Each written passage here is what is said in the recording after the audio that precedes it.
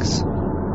The New Believers, in conjunction with the Elders, present Roswell's smoking gun, the ramming memo, barely noticeable in one of the 1947 photos, and clutched in General Rammy's left hand is a slip of paper. Probably unwittingly, Rammy had the text side facing towards the camera.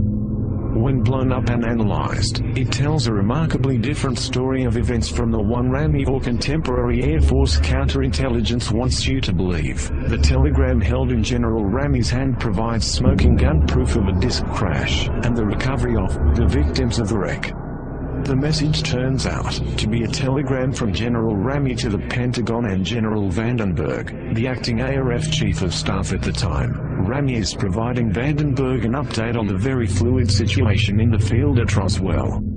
The first paragraph describes what had been found. Rammy starts by acknowledging that the disk is next new find. He then adds that the victims of the wreck and something else, possibly just a wreck, had also been found near the recovery operation at the Raj. At the end it states that Vandenberg had ordered the victims and the wreckage forwarded to Fort Worth, Texas. In the second paragraph, Rammy describes how the situation was being handled. Rammy first states that something in the disk, probably the bodies of the forwarded victims, would be flown by a B-29 special transport, most likely the head flight surgeon at Fort Worth, Wright Field, Ohio, home of the Aeronautical Labs, was to assess the Roswell crash object. Finally, Rammy outlines how the situation was being treated publicly, and how they were going to cover it up. First he assures Vandenberg that the earlier highly inflammatory Roswell-based press release was the work of an Army counterintelligence team, but that the next sent-out press release would be of weather balloons.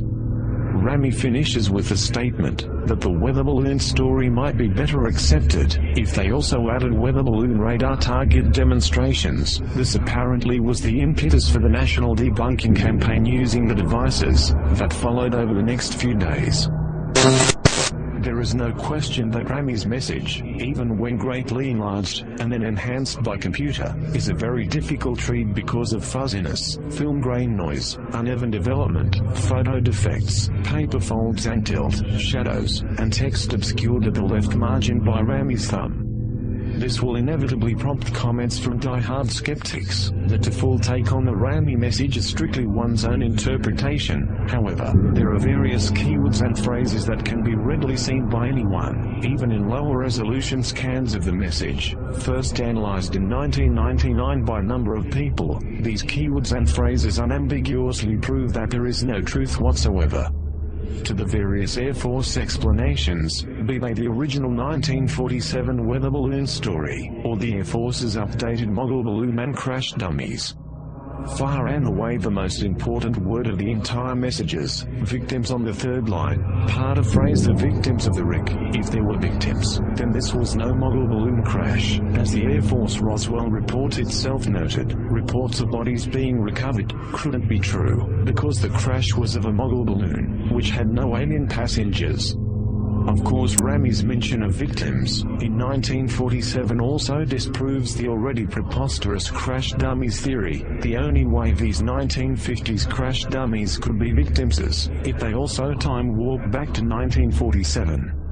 Another easily seen keyword and phrase is disk, and in the disk on the fifth line, Rammy is clearly describing the crash object as a disk, not as a weather balloon, or a mogul, or a radar target, or any other word or phrase that in any way suggests some sort of balloon or balloon paraphernalia. In fact, the only mention of weather balloons and rolling targets comes at the very end of the message in the context of issued public statements and damage control.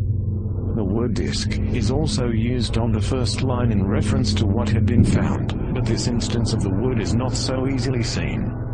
Furthermore, the message refers to the subsequent shipment of something in the disk. Neither balloons nor the two-dimensional flimsy radar kites had anything inside that could be shipped. If Rammy had been referring to some piece of balloon payload equipment, then the phrase should have begun with attached to or suspended from, or with, in speaking of the victims of the wreck, using the word disk for the crash object. and chipping something in the disk. Rami is clearly referring to something other than a balloon crash. The simplest interpretation is to take the words literally. There is no reason for Rami to be describing events abstractly in a secret communication to his superiors. This was the crash of the so-called flying disc craft with a dead crew found on the inside, as corroborated by the testimony of military and civilian witnesses. Rami is quite explicit about the existence of bodies and the crash object being a disc. The only thing not made explicit in the message is the exact nature of the bodies or disc. Rami probably does not refer to the bodies as non-human, alien, or some similar term, nor does he use terms like spaceship to describe them.